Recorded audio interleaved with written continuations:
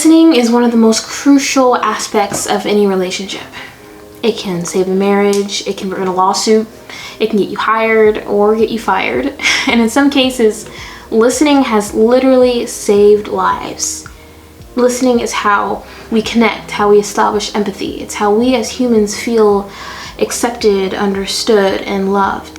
I've discovered that my family, we don't listen to each other. So if listening is so important, why don't we do it well?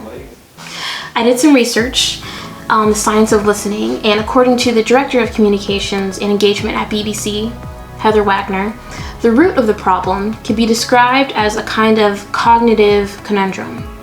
We employ heuristics or mental shortcuts in our everyday lives to help us navigate through the avalanche of information that we need to process in the world around us. In our interactions with each other, we employ a kind of listening heuristic. We assume the intent or motivation, and we formulate our responses based on our own perspective, all in the time it takes someone to speak. Why do we do this? Why do we filter out so much in our daily lives, where it's even bleeding into our conversations and our connections with people? Cell phones.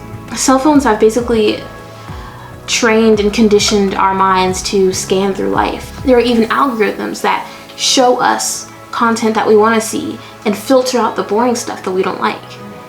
But there's no algorithm for rants from your sister or overly detailed stories from your dad. There's no swiping past boring conversations. Our patience has been severely impaired by streaming services. We as a nation, we don't wait anymore. We don't wait in lines. We don't wait for our food, and we don't wait in conversations. But I'd argue we'd be a lot better off if we waited more. There was a 2014 study done by Deborah Comer from Hofstra University, and she found that patience involves emphatically assuming some personal discomfort to alleviate the suffering of those around us. So listening is an act of service. It's not supposed to always feel good. In 2013, a NASA report by Janet Spence and Robert Helmrich found that people who exhibit impatience and irritability tend to have more health complaints and or sleep. So in the end, listening helps you live longer. People feel listened to, they feel validated, respected. Listening to someone is understanding them. And feeling understood is remarkably close to the feeling of being loved.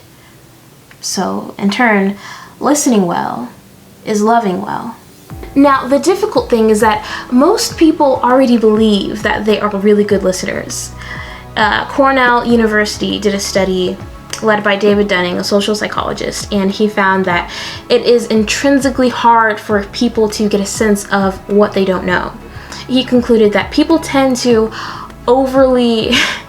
have overly favorable views of their abilities in many social and intellectual domains.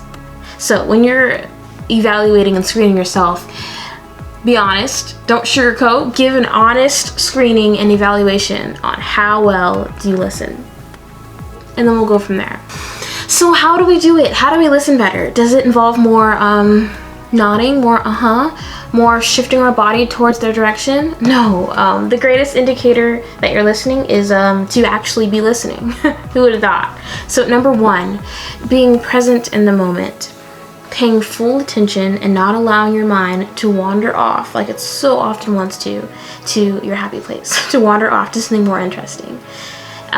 Being fully present in the moment is easy when you're on a roller coaster, when you're watching your favorite movie and the climax is just starting.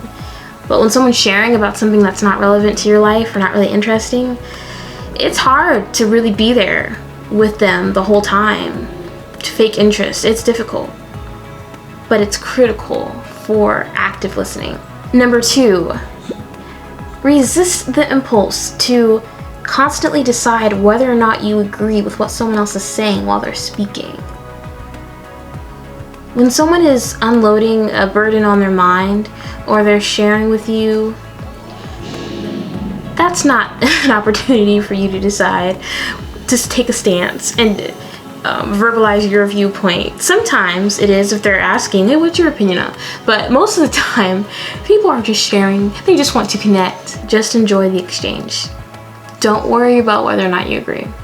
Celeste Headley, she's the author of How to Have Conversations That Matter.